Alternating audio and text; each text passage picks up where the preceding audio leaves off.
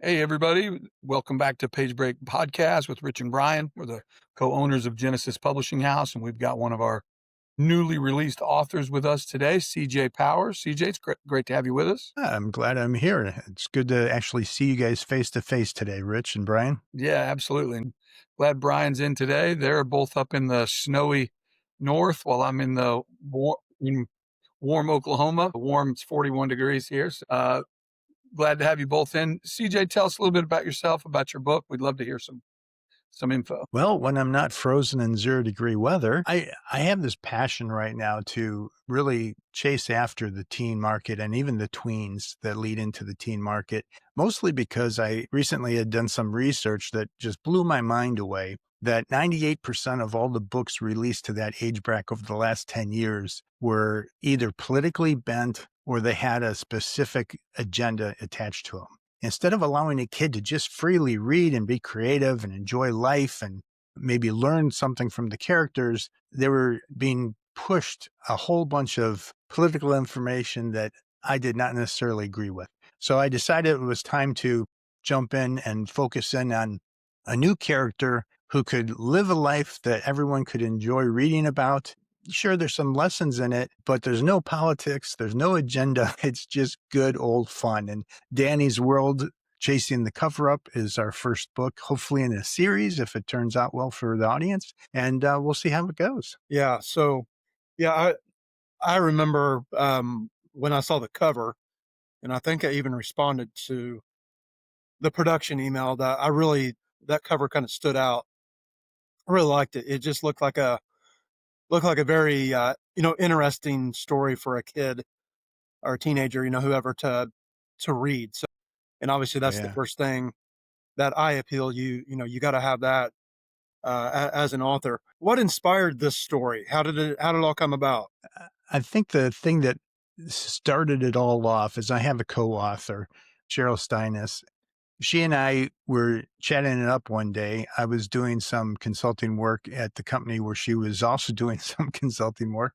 And as we chatted, we started to realize that we both were writers. We both had dreams of doing a TV series for some streaming organization. And I read some of her stuff and it was like, oh my gosh, she writes almost like a movie. So I quickly turned it into a screenplay and gave it back to her. And she was like, oh my gosh, this is a movie. And I said, yeah.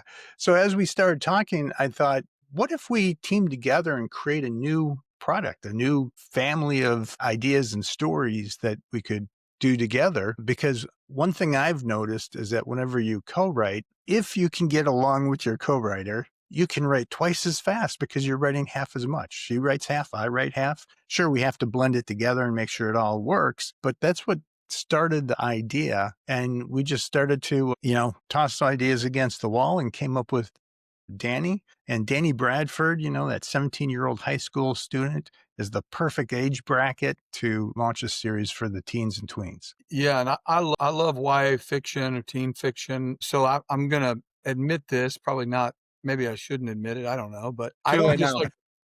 I don't just like to publish it. I really like to read it because I think this will make sense when I say why. A lot of the stuff that's published, like if you read an adult fantasy fiction, just a regular contemporary fantasy fiction book, as a Christian, there's some really great stories that I just don't feel comfortable reading or having in my home even, just because there's elements in them that go against. But normally, if you're in that YA space, now, of course, just like you mentioned, it's getting worse and worse, but you can find a lot of really good stories that are still written pretty clean. So since I was in that age space till now, I enjoy reading those and have done a lot. But what I've noticed about that space is the people in that age group, they really fall in love with characters Yeah. more so than the story.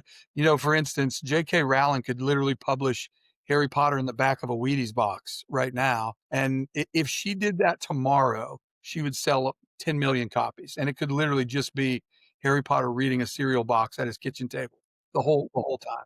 She might take some flack after it was over, but to start with, she'd sell a bunch of copies because people fell in love with that character. So your main character, Danny, you've already mentioned her. Tell us a little bit about kind of her, how you came up with that, what kind of things she faces? Give us a little background on the character, because I think that's going to be your selling point. Yeah.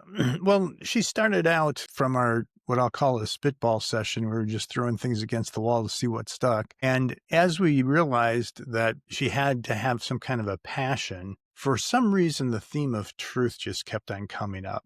And we thought, okay, what if she's got to have almost a penchant for the truth? She's got to go out and find the story and, correct it or do whatever she's got to do with it. So we decided, okay, she's got to be a journalist of some sort. And with Generation Z, I'm sitting there thinking, okay, journalists, do they even know what that is today? Because they know about live streaming. They don't necessarily know about what it takes to be a journalist. And the ratings on television now, there's a couple of organizations that have been tracking the news as far as how trustworthy it is, as far as do Americans believe you can trust the news? Well, recently it's now dropped down to only 30% of Americans can believe the news. So I thought, okay, truth is definitely the thing we have to hunt for here. We have to have her chasing that more than the criminal. And as we talked, we realized that she had to come up from a family of journalists. So Cheryl basically created a backstory about the family newspaper that had been in the family for 3 generations. And we built this whole background thing. Now it's only mentioned in 1 or 2 sentences in the book, but the background existed for us. And as we were building it, we were like, okay, what would a person be like that grows up in that environment where the family's constantly looking for the truth and constantly trying to find the facts over the fiction and that type of thing.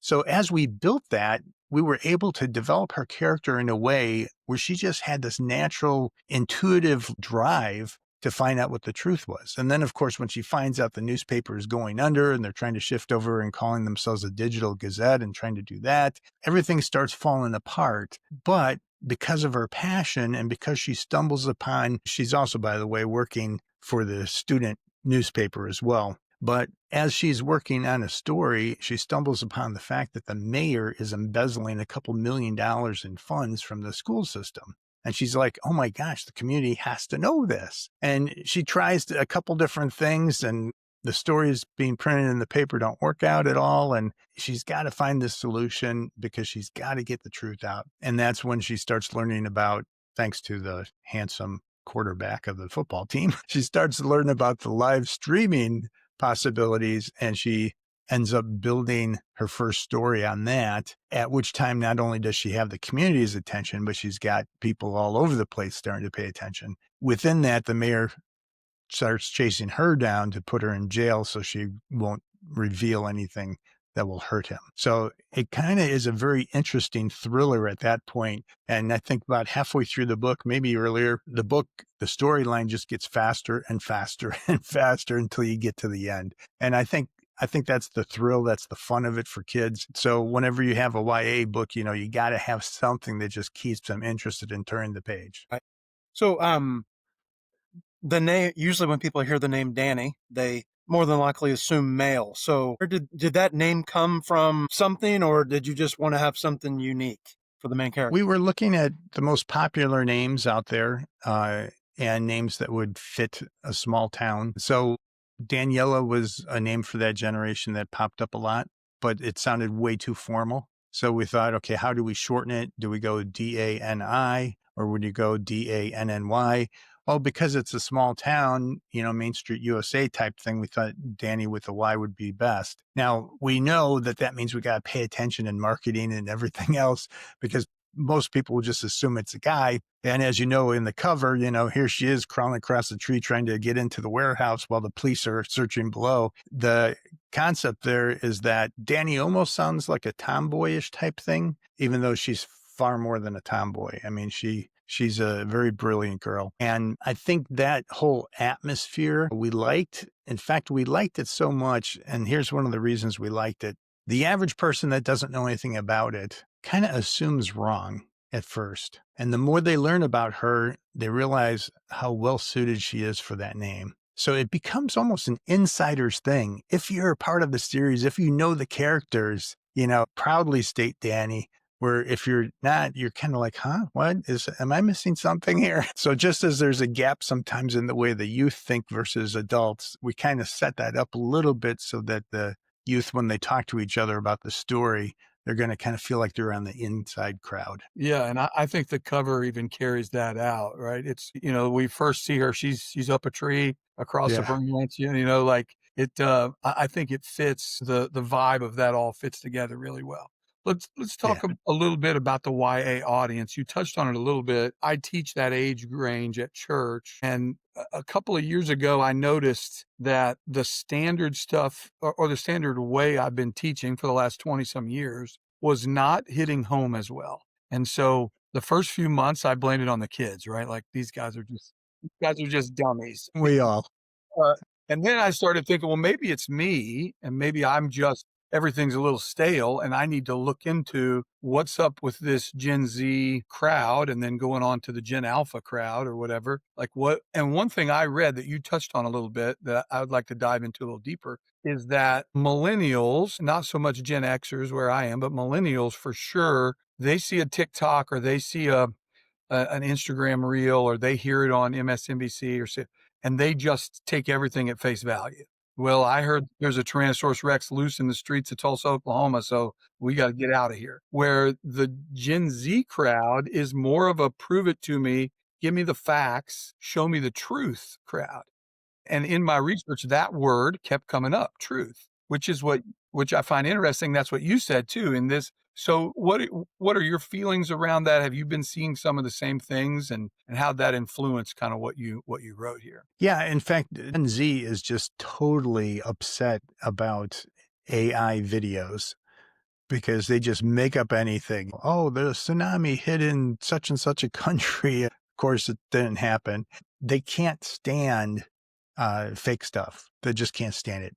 And a lot of people that have been influencers, if they're actually kind of putting on their influential image, Gen Z, they can see right through it and they'll stop watching them. In fact, you'll see there's been a huge fall off in influencers over the last 5 years. What's kind of replacing it is authentic creators that share what they know. And Gen Z would rather watch someone who's just trying hard and on a journey and share their journey as they go through it because it's truthful, as compared to having someone all polished and saying, well, this is where things are going. And so I can relate to you as far as what you've had to do with your youth groups and stuff. For me, when we started looking more closely at Gen Z, we found out that they're probably a new, fresh design of a self-made person. They're growing up very confident in who they are, and they only want to work with people who show that they're also truly themselves. I think the truth is definitely the pulse of that generation. And that's, of course, why we use that main theme. But even the Generation Alpha, they're starting to kind of take a step back and watch and pay attention first before they do anything. Where Gen Z, they don't really care what's going on out there, especially the fake stuff. What they care about is, can they move forward in their truth and doing what they need to do? And I probably shouldn't have said their truth because that's a wording from the millennials, which is disappearing. Yeah. People are starting to realize, you know what, if you have a ball and you let go, it falls to the ground. That is truth for everybody. Same truth no matter what. And I think people are starting to catch on to that. Certainly Generation Z is. They're very confident in who they are as a person. They see value in who they are as a person. And instead of finding a job because of the money, they want to find a job that fulfills who they are. And this is the first time we've seen such a huge transformation in the business world based on that generation. Yeah, we're seeing major changes as a result.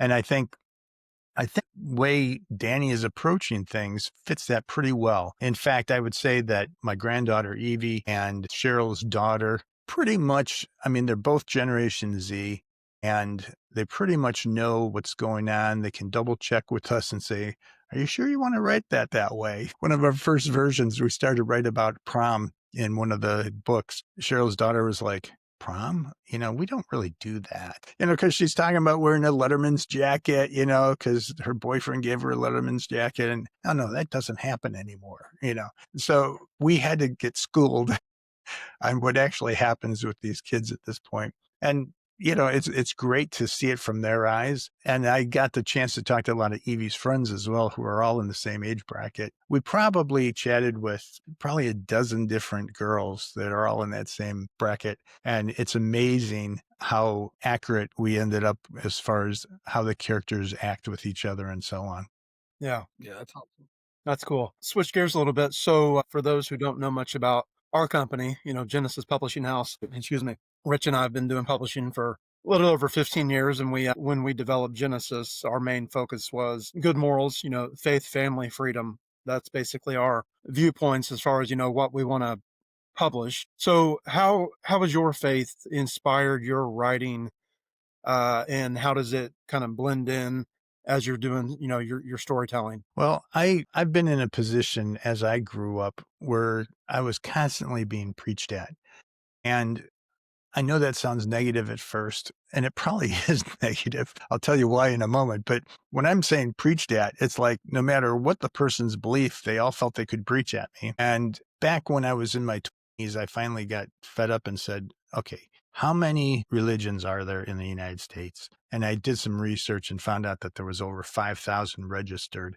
And I'm like, oh my gosh, something is wrong with this system. So I started catching on to the fact that regardless of what people are doing or systems are doing, we each have something being put upon our heart, some kind of calling on our heart for us to, explore, to find out who our creator is, why did he make us, etc. And in that process, for me, I realized that the thing that is most important is that it's better for me not to tell people or preach at them, but just to show them how life plays out. It's different for everybody, but just as an example, I was working at a tech company years ago, Fortune 38 company at the time. And for whatever reason, we were doing a lot of crazy stuff because we were moving as fast as we can, sell as fast as we can. We were doing everything because the latest technology was out and all that. But for whatever reason, the one guy stopped me and he said, CJ, do you know God? And I'm like, okay, this is an interesting question. Is he asking because he thinks he sees something in me? Or is he asking because I come across as a wretched person?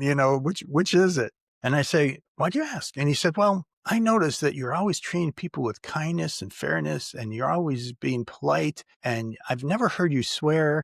And, he goes into this litany of stuff. And I realized right there and then that I didn't have to preach at anybody. I could just live out loud, so to speak, and they're going to catch on.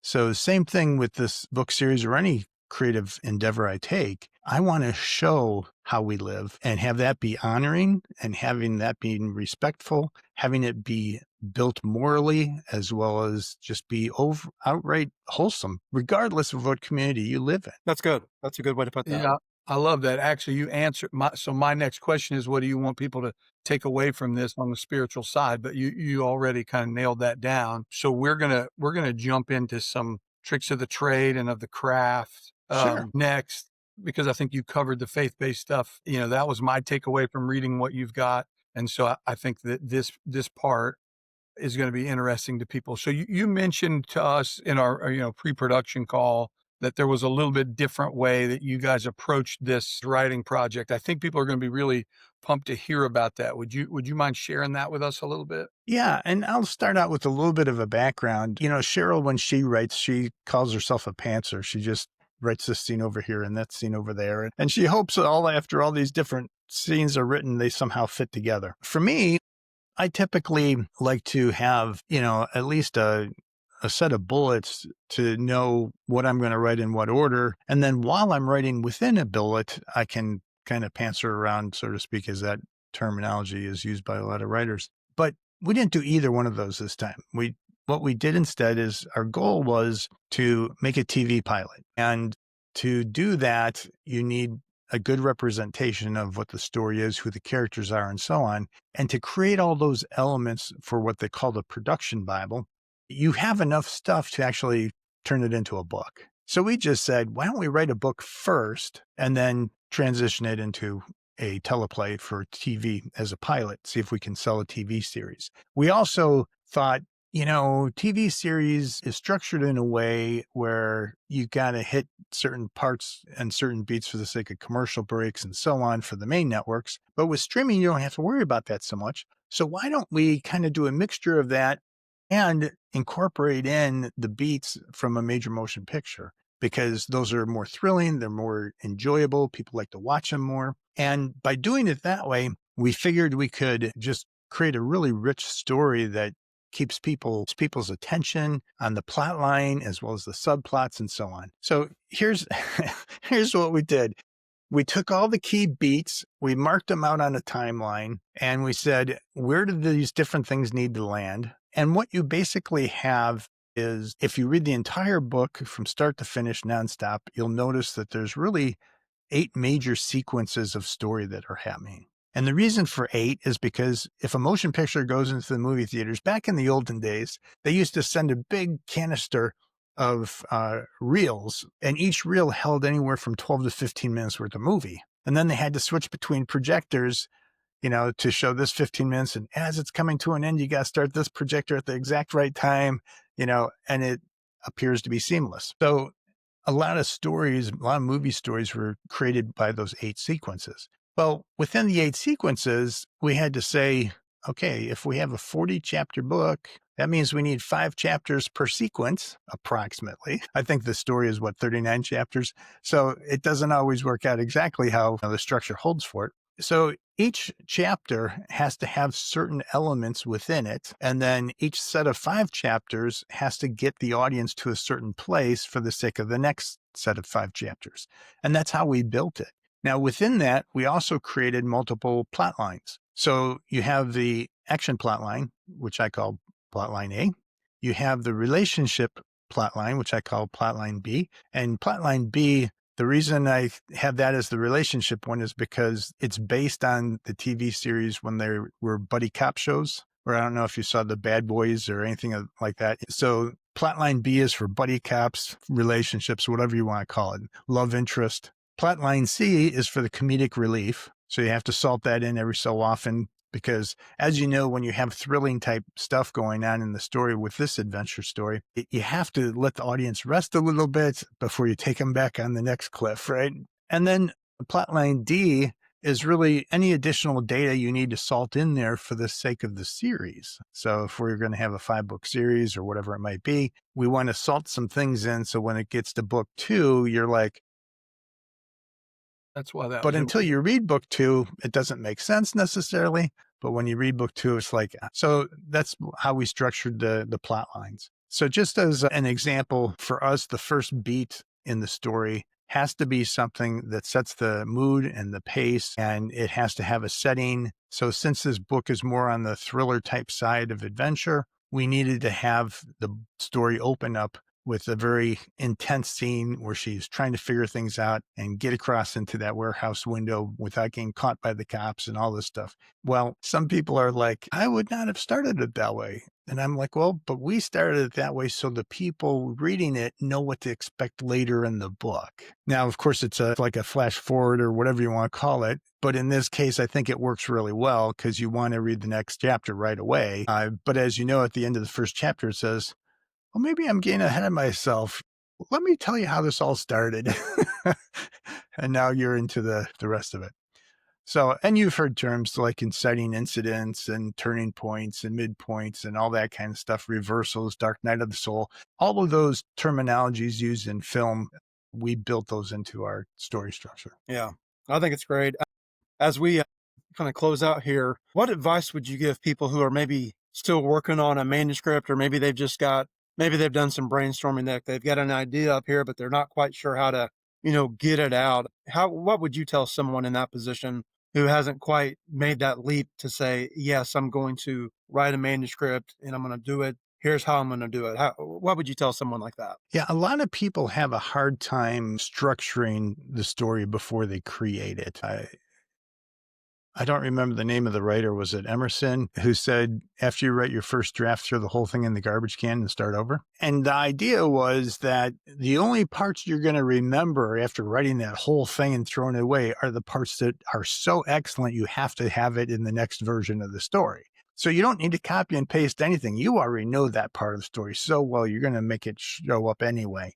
Well, part of this process is making sure you're only putting into the story things that are necessary and don't say another word more than that. Now, you were mentioning earlier, of course, I'm blanking out.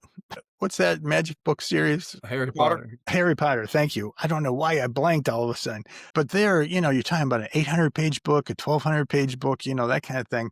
Did they have things in there that weren't necessary? Well, you know what? At that point, it doesn't matter because people love the character so much and love what they're experiencing so much. I guess it doesn't really matter.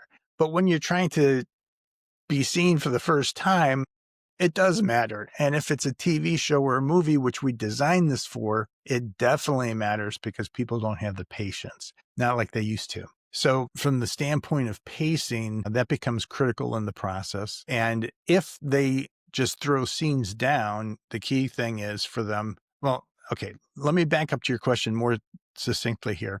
The first thing I would recommend is that they write every single day, no matter what. If they get stuck on something, they need to change their perspective and write again. Now, this is me saying this. If you write something that's trash, don't worry about it. Just make sure you write because you can always rewrite. And for us, I think we did on this book, probably 12 rewrites total, concentrated efforts of rewriting. One time we just did a dialogue pass. One time we did activity pass to make sure that the people's physical actions and how they expressed themselves matched up with their character throughout the entire book. I mean, there's so many different little things like that to try to attempt to do. When you're talking about continuing to write, I always think about the perspective change being the most important. So as we're writing, we're first writing as authors, then we go back and we look at it from the standpoint of a Gen Z person and we do some rewriting. Then we look at it from the standpoint of how would the parents be looking at this that are parents of the Gen Z people, and we do a rewrite. And we keep on changing perspective. People used to talk about writer's block all the time. I say phooey, there's no such thing as writer's block because all you have to do is change your perspective. The reason I say this is I was invited to Bell Labs back in the days when they were doing a lot of brand new technologies and things, and they invented so many things that never went to market, and they were incredible things. I was brought in because of my creativity, and they sat me down in the room with another 20 or so people. And they said, here's this device. Here's the kinds of things it can do. What is it? What is it used for? And how do we promote it? And it was really bizarre seeing a cool technology that had nothing to do with life at all. But it allowed us to start saying, how could we position that? Same thing with story. How do you position the character? How do you position the action that takes place? Within that, we were told to write down 100 things that could be that widget, I'll just call it a widget, could be used for. And we all started writing as fast as we could and just trying to get to 100. And I think I got somewhere around 23, 24. And most of the other people were at about 7 or 8. And we all started getting stumped. And the person hosting the group said, okay, I want you to continue, but this time picture yourself as your grandma looking at the thing and now continue writing, how can this thing be used? And well, I got up to about 56 then. I don't know why, but I just jumped and everyone else got somewhere. And then he said, okay, now, do you know the little boy down the street who always knocks around and gets into trouble? Look at it from his perspective. What can this thing be used for? And we start writing again. Well, within 20 minutes, I had 100 items. Most of the people had somewhere between 75 and 90 items. Now I'm just creatively weird. So that's why mine count was up higher. But the fact was the team that was putting this together started to realize that, oh, wow, this device isn't a waste. And we didn't spend $2 million for nothing.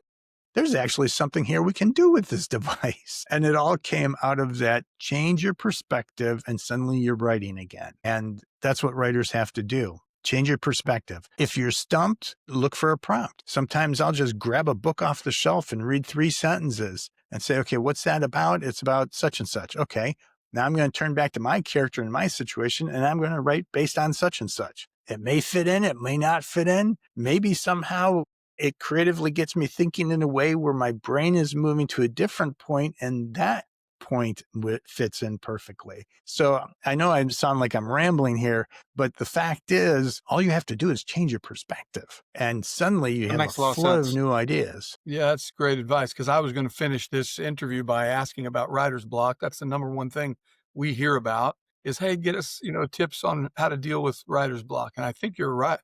I'm sure you're right that you get to focus on that one thing that you're not able to write about, whatever it is. And you're so laser focused on that thing that your performance just shuts down because it's just that single thing from that single point of view. So yeah, I think if you get the creative juices flowing by changing your perspective, using prompts, other things, I think that's great advice. Even even Einstein said to use what's called he calls combinatory play, where you take item A and item B and you figure out how it works together. And the guy who invented the bagel toaster one day was looking at his bagel that he couldn't heat up in his toaster, and he's looking at his toaster and he's thinking, they just need to have it a little wider so the bread can fit in. And he invented the bagel toaster. So just by taking a couple things like that, there was a woman who was a biology scientist that knew about life and how pulses can move and things like that. And she was also an artist, and she liked to draw pictures of hands and things like that looked real. And one day she said, biology, artwork, and she invented the first articulate artificial hand. And it was just because she took two totally different, unrelated things and she decided to merge it, and she became the expert worldwide in that area. And this was some years ago. But to me, when you look at things like that, we are so much more capable of things than we ever thought. And if all we do is just start playing a little bit more with different ideas that are popping all over, even ones that seem unrelated, we can turn it into something really powerful. Yeah, that's awesome. Well, we got a lot of great information today. We're excited about the book. I believe it's already for sale pretty much everywhere books are sold. So if you hear this podcast, definitely go on, buy a copy. And then website where they can find your other work and the other stuff that you're doing. I know you've got several. But what's the best? Yeah, I have too many, but if they go to cjpowers.info, that should get them to a list of all my different sites. Okay, awesome. Gotcha. Well, we're so No excited to spaces have or you. anything. Yeah, we're looking forward to see what this project does and all the stuff coming in the future. CJ, thanks for being on with us. We appreciate that. Brian and Rich with Page Break Podcast. We're out.